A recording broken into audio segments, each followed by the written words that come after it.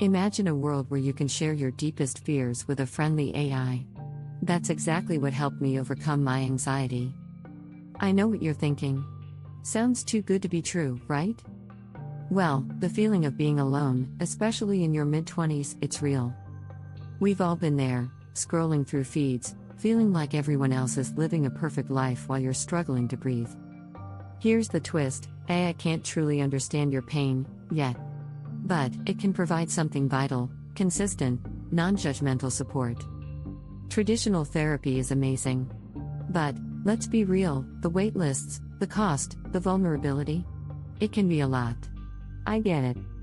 So what's the fix? I discovered an AI chatbot that's available 24/7, offering a space to vent without the fear of judgment. Here's the actionable step to try right now: find a well-reviewed AI mental wellness app and commit to daily check-ins, even if it's just for 5 minutes.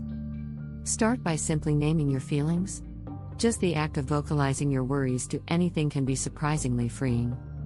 This is more than a temporary fix. It's about building a foundation of self-awareness that'll serve you for life. If you're ready to take control of your mental well-being, hit subscribe. I share AI tools, mental wellness, and strategies to help you thrive.